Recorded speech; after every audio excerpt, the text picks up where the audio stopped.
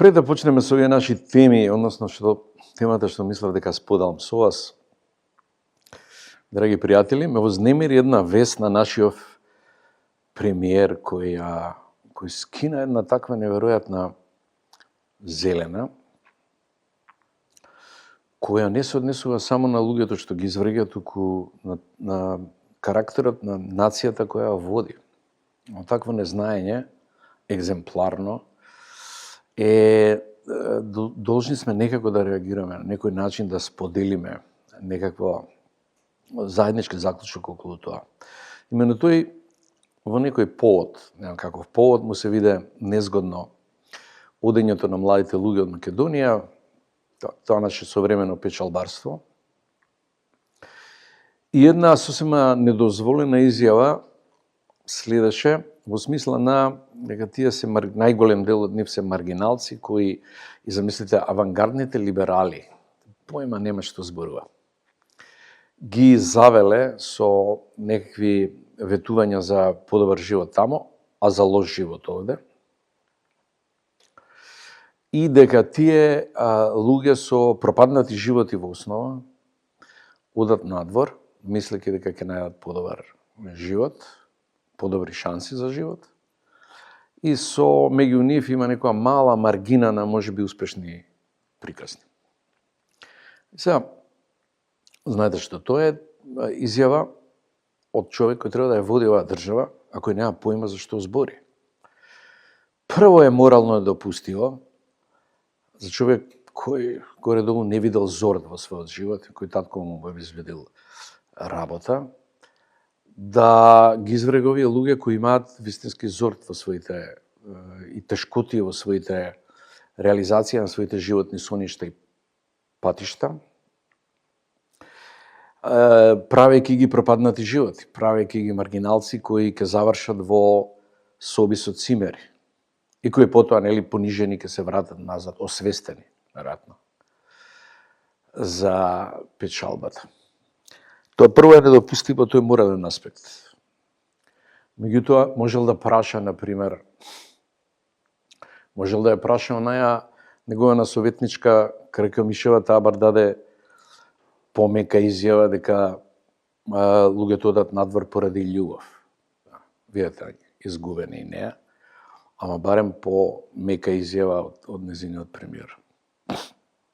Осем моралната недопуштеност, негова лична, за вакви изјави, он неа познава нацијата која ја предводи. Македонската нација е печалбарска нација. Незината граѓанска интелигенција, 90% од вредностите на оваа нација ја внесува преку печалбата, односно преку одењето надвор, враќање, одење надвор, враќање, или постојан живот на две места, со две мемории. Меморија на родното место и меморија на местото каде што да работат. Сега не знам од која цилиндра е он, потикнува, меѓутоа луѓево кои, сега ќе дам пример од кој го знам. Пример Галичник и мојата фамилија. Они се дел од тие граѓански фамилии во Галичник кои живееле од печалба перманентно одење. Тоа не се пропаднати души или изгубени маргиналци. Они ги носат културните творештва во целиот регион, од Романија преку Србија, Бугарија, Албанија, ЕСК, Македонија, Грција и Македонија преку 100 цркви. Работење по својот занат, тоа е граѓанска интелигенција. И така живеат. Прадедо ми, чукун дедо ми умира во тендер работи, не во мровски тендери, но нормален тендер на црква у Пловдив или у Варна, кажеше, и тамо е закопан. Првиот автомобил во Македонија го носат печалбари 1927 година во Галичник. Нема кој го возел тамо. До тамо и како, и тамо е на слика. Лустери од Мурано има се уште во куќите во Галичник. Јас седев на некои столици од Виена, еден од архитектите кој е оснивач на Баухаус. Се уште имам еден таков пример од дедо ми во куќето во Галичник.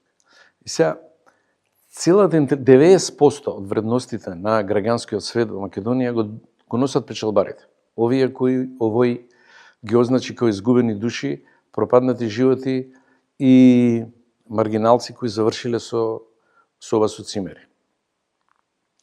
Се тоа малку е, како ја кажам, недопуштено. Не е толку зелено колку што е скандалозно незнаење на собствената историја, собствената нација која води. Тие луѓе оделе надвор во слични околности како овие сега што одат надвор.